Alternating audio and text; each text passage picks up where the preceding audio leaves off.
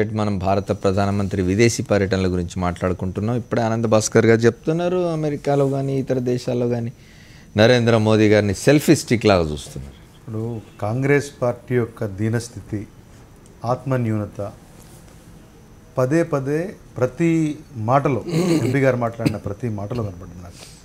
ఎంత దీనంగా, ఎంత ఆత్మన్యూనతతో మాట్లాడుతున్నారంటే, నిన్న ఫార్చ్యూన్ 500 కంపెనీస్లో ఉన్నటువంటి అమెరికాలోని టాప్ 10 ఫైనాన్షియల్ ఆర్గనైజేషన్స్లో టాప్ 8 తోటి రౌండ్ టేబుల్ కాన్ఫరెన్స్ చేసినటువంటి విషయం వారికి కనపడలేదు. ఫార్చ్యూన్ 500లో టాప్ 45 కంపెనీస్ తోటి మాట్లాడిన విషయం వారికి కనపడలేదు.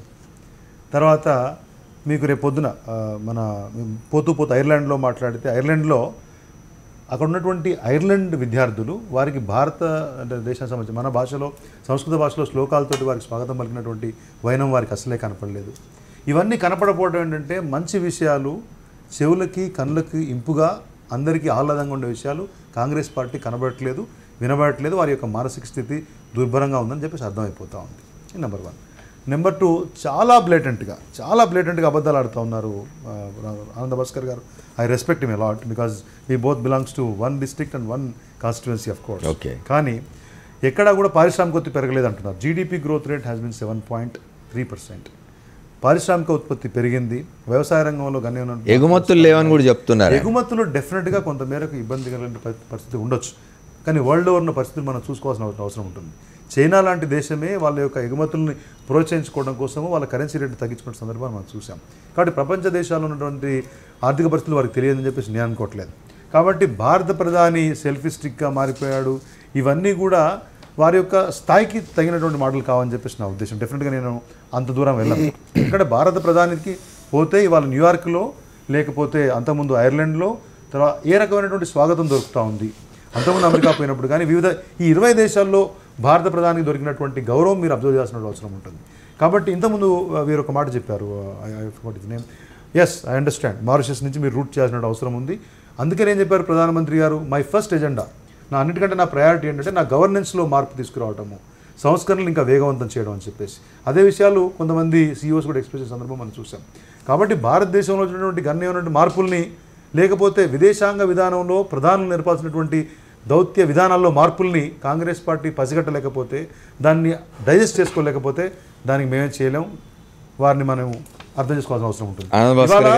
ఒకటండి, భారతదేశ ప్రధానిని బయట విదేశాల్లో స్వాగతించట్లే అని చెప్పేసి వారు బాధపడుతూ ఉన్నారు.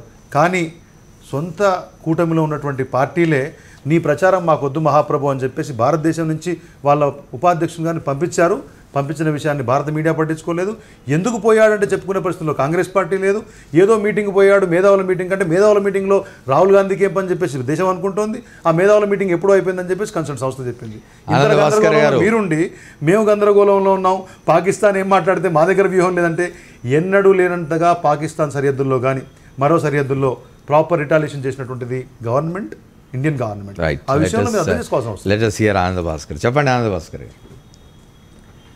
మిత్రమా అమర్ గారు, నా సోదరుడు శ్రీధర్ రెడ్డి చాలా గొప్ప జిజ్ఞాసు, చాలా నిండుగా చాలా లోతుగా అధ్యయనం చేసుకొని చెప్పేటువంటి నా సోదరుడు శ్రీధర్ రెడ్డి గారిని నేను అపారంగా అభిమానిస్తాను.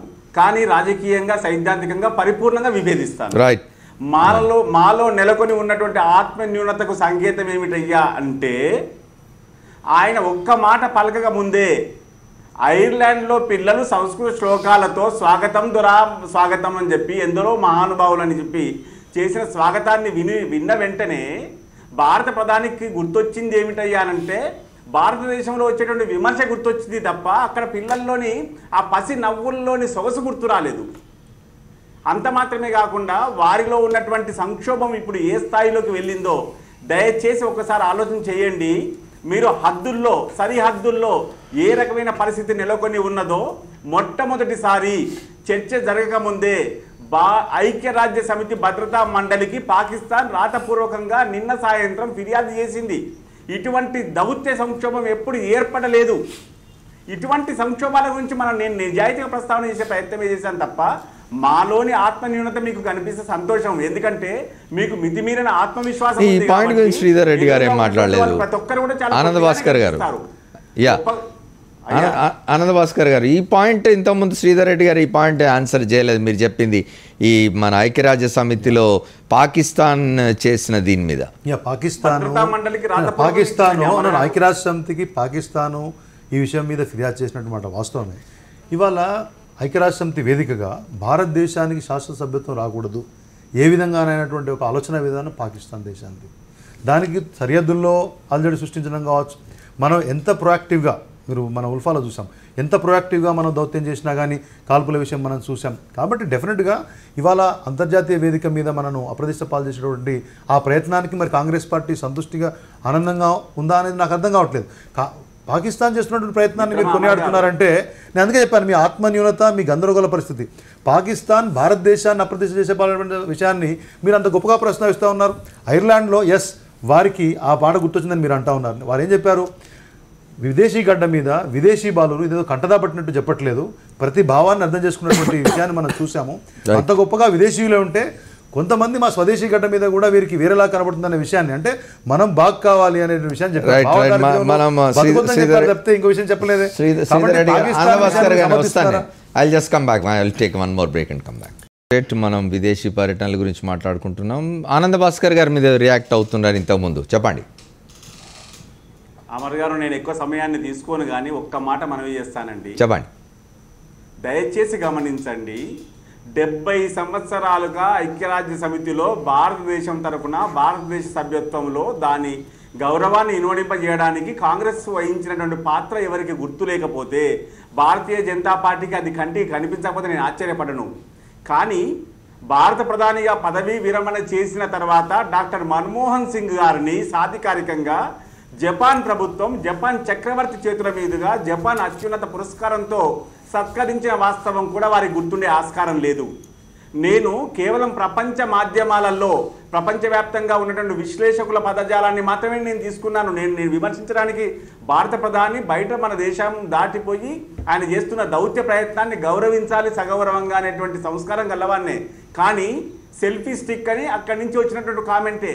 నేను ఇంకో మాట చెప్పడం లేదు, స్టంట్ మాస్టర్ అని చెప్పారు పోయిన పర్యటనలో. కేవలం స్టంట్ మాస్టర్ గా మాత్రమే పనికి వచ్చిందని చెప్పారు. ఇప్పుడు తాజాగా ఇక్కడి నుంచి వెళ్ళినటువంటి సీనియర్ పాత్రికేయులందరూ కూడా ఏం చెప్తున్నారో బహుశా శ్రీనివాసరెడ్డి గారికి మీకు మీ దృష్టికి వచ్చే ఉండుంటుంది. ఈసారి ఏ రకమైన చైతన్యం ఉత్సాహం కనిపించడం లేదు భారత ప్రధాని పర్యటనలో అని చెప్పి వస్తా ఉంది వాక్య. రైట్. ఇటువంటి వాస్తవాలను స్వీకరించడానికి సిద్ధంగా లేకపోవడం మాత్రమే కాకుండా వచ్చేటువంటి నిధుల ప్రవాహం ఏమీ లేదు, అయోమయం ఏర్పడింది. ఓకే ఆనంద్ భాస్కర్ గారు, వి గాట్ యువర్ పాయింట్. సమయం తక్కువగా ఉంది మనకు. శ్రీనివాసరెడ్డి గారితో ఒకసారి మాట్లాడు, చెప్పండి. వారు చెప్పింది ఏంటంటే పాకిస్తాన్ కంప్లైంట్ చేస్తే మన దగ్గర 1965 నుంచి పాకిస్తాన్ అనేకమైనటువంటి కంప్లైంట్లు చేసింది. ఇది కొత్త కాదు మన దగ్గర. మనం ఒక బోర్డర్ వాల్ కడతా ఉంటే, బోర్డర్లో వాల్ కడతా ఉంటే ఓ టెర్రరిస్ట్ని వాళ్ళు క్యూ తీసుకొని మాట్లాడితే దాన్ని కాంగ్రెస్ పార్టీ ఎట్లా దాన్ని ఒక వ్యూహంగా తీసుకుంటుంది. కాంగ్రెస్ పార్టీ ఏం చెప్తుంది, వారు ఎంపీ గారు ఏం చెప్తున్నారు, పాకిస్తాన్ కంప్లైంట్ చేస్తే మీ దగ్గర పాకిస్తాన్ ఎప్పుడు కూడా మనకు యునైటెడ్ నేషన్స్ లో పర్మనెంట్ మెంబర్షిప్ రావద్దు అనేటువంటి విషయంలో వాళ్ళ ప్రయత్నాలు వాళ్ళు ఉంటాయి. దాన్ని అదే క్వశ్చన్ అడుగుతున్నాను ఆనంద భాస్కర్ గారిని, మీరు దాన్ని వారి యొక్క ప్రయత్నాలను మీరు సమర్థిస్తున్నారా, దానికి ఆనందపడుతున్నారా? ప్రస్తుత ప్రధానమంత్రి నరేంద్ర మోదీ దాన్ని ఎంత. అమర్ గారు ఒక మాట చెప్పొచ్చా ప్లీజ్, బ్రీఫ్. అమర్ గారు, నా సోదరుడు శ్రీధర్ రెడ్డి గారు ప్రస్తావన చేస్తున్న అంశంలో పాకిస్తాన్ ప్రవర్తన విషయంలో చైనా దాన్ని ప్రోత్సహిస్తున్నటువంటి రీతిలో ఆ అంశాలపైన కాంగ్రెస్ పార్టీ ఎంత నిర్ద్వందంగా ఖండిస్తూ ఉంటుంది అనేటువంటిది చరిత్రకు తెలియందేమీ కాదు. అంత మాత్రమే కాకుండా ఎప్పుడు కూడా భారత్ వైపు కన్నెత్తి చూసేటువంటి సాహసం చేయలేకపోతే. ఓకే శ్రీనివాసరెడ్డి గారు, ఒకటి ఇప్పుడు ఇంతకుముందు ఆనంద్ భాస్కర్ గారు అన్న చివరి దానిలో ఈసారి పర్యటన అంటే బహుశా 15 మాసాల్లో ప్రధానమంత్రి గతంలో ఎన్నడూ ప్రధానమంత్రి తిరిగినన్ని విదేశాలు తిరిగినందుకో ఏమో ఈసారి అంత ఉత్సాహం లేదని ఒకటి. రెండవది ఒక పాయింట్ మిమ్మల్ని అడగాల్సింది ఏంటంటే, we're forgetting that we have a foreign minister. అది నిజమే, అంత విమర్శ ఉంది అది. అయితే దానికి మీరు ఎన్నిసార్లు మన్మోహన్ సింగ్ ఉన్నప్పుడు ఎన్నిసార్లు తీసుకెళ్ళాడు ఏదో ప్రశ్నలు వేశారు. ఏదైనా అది సమర్థన ఎంత చేసుకున్నా ఎందుకు ఫ్రిక్షన్ కనిపిస్తుంది. ప్రధానమంత్రి ఎక్స్టర్నల్ అఫేర్స్ మినిస్టర్కి సంబంధించిన రిలేషన్స్లో ఫ్రిక్షన్స్ కనిపిస్తున్నాయి. అది ఆయన ప్రధానమంత్రి, ఆమె విదేశాంగ మంత్రిగా ఉంది. అది ఆయన ఇష్టాల మీద ఆధారపడి ఉంటుంది. అయితే ఫ్రిక్షన్ మాత్రం ఉన్నది. ఎంత చెప్పినా అది సమర్థనకు ఇది నోచుకోవటం లేదు. రెండవది ఇక్కడ ఏమిటంటే, ఒకటి విదేశాలు తిరిగిన తర్వాత at the end of it ఏమిటి తెచ్చాము, ఏమిటి మనకు ఎండ్ రిజల్ట్ అనేది ఒకటి. రెండవది ఇప్పుడు అందరూ చెప్పేది రిఫార్మ్స్ని ఇంకా వేగవంతం చేయమంటున్నారు. పర్టికులర్గా ఈ లేబర్ రిఫార్మ్స్. ఇవాళ దేశంలో చూడండి, నిన్నగాక మొన్న 2 కోట్ల మంది వర్కర్స్, ఎంప్లాయీస్ సమ్మెకు పూనుకున్నారు రిఫార్మ్స్కి సంబంధించి చేస్తున్నారు. ఇక్కడ గమనించాల్సిన విషయం ఏంటంటే, వృద్ధి రేటు సాధించామని మనం ఎంత చెప్పుకుంటున్నామో ఆ వృద్ధి రేటుకు అనుగుణంగా ఉపాధి పెరగటం లేదు, ఉపాధి రావటం లేదు. అది గ్రోత్కు నిదర్శనమా, అయితే ఇన్ఈక్వాలిటీస్కు లేకపోతే అంతరాలు పెంచడానికి తోడ్పడుతుందా? శ్రీధర్రెడ్డి గారు చెప్పాలి. ఇది ఏ రకంగా ఈ వృద్ధి రేటు ఉపాధికి ముడిపడి ఉంటుందా, ఉండకూడదా? ఇప్పుడు మీరు ఒకటి, ప్రధానమంత్రి గారు విదేశాంగ మంత్రి, ఈ ఫ్రిక్షన్ అనేది ఇది ఊహాజనితం. ఎందుకంటే there are summit meetings, bilateral meetings. BJP will never accept it, we know. నేను యాక్సెప్ట్ కాదు. ఇప్పుడు before hand the external affairs minister will go to the consultation. Okay, they will prepare the agenda. ఇది మీరు ఎక్కడ పోయినా కొత్తగా ఏం కాదు. ప్రధానమంత్రి విదేశాంగ విధానంలో ముందే first sentence was that. But where is the external affairs minister in the whole 15 months, 20-25 countries tours of Prime Minister? Where does the Foreign Affairs Minister figure? Many of the countries they travel together. Certain countries she will go first and handle the things and then Prime Minister goes. ఇది ఒక విధానంలో భాగం. దానికి కొత్తగా నరేంద్ర మోడీ గారు అనుకోవడానికి లేకపోతే సుష్మా స్వరాజ్ గారు అనుకోవడానికి కూడా కొన్నిసార్లు అవకాశం ఉండదు. నేనేమంటున్నా అంటే అక్కడ ఫ్రిక్షన్ లేదని చెప్తా ఉన్నాను. కొన్నిసార్లు ధోని కెప్టెన్ ఉండొచ్చు, గంగూలీ కెప్టెన్ ఉండొచ్చు, సచిన్ ఫిగర్స్ అవుట్. కాబట్టి దాని గురించి మనం కాబట్టి నేను ఇంకోటి ఏంటంటే, డెఫినెట్గా ఈ growth rate converts into this example can be taken both ways of course. But అక్కడ నేను only context to the talent and అట్లా చెప్పాను. ఇంకోటి కాదు. ఇంకోటి ఏంటంటే, మీరు ఈ growth rate converts into job అనే దగ్గర కొంత టైం పడుతుంది. It's only 17 months. ఇప్పటికి మనం ఇప్పుడైతే 54% ఆఫ్ యూత్ ఉన్నారని చెప్పేసి నెక్స్ట్ 2022 వరకు 40 స్కిల్ చేయాలని చెప్పి ప్రయత్నం చేస్తా ఉన్నాం. ఈ గ్రోత్ రేట్ కు సంబంధించి ఎన్డీఏ ప్రభుత్వం కాదు, యూపీఏ ప్రభుత్వంలో కూడా గ్రోత్ రేట్ పెరిగింది, ఉపాధిలో ప్రొడక్టివిటీ ఇస్ ఇంక్రీజ్. ఎప్పుడైనా కానీ మనము స్కిల్ పెంచి ప్రొడక్టివిటీ ఇంక్రీజ్ చేసినప్పుడు the employment will not increase. So we need to create other avenues for the employment. అక్కడే the startups have to come.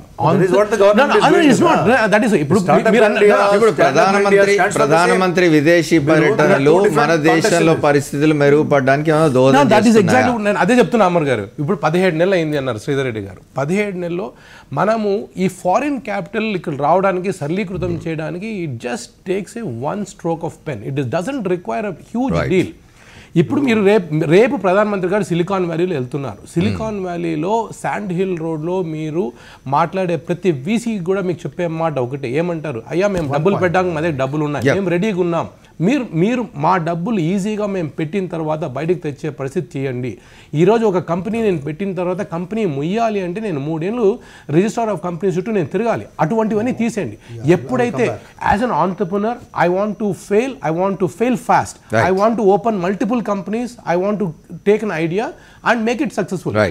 అటువంటి సరళీకృతమైన పాలసీస్ ఎప్పుడైతే ఏ దేశం చేస్తుందో ఆ దేశంలోనే అభివృద్ధి చెందుతుంది, ఆంటర్ప్రెన్యూర్షిప్ ఉంటుంది, ఉద్యోగ అవకాశాలు ఉంటాయి.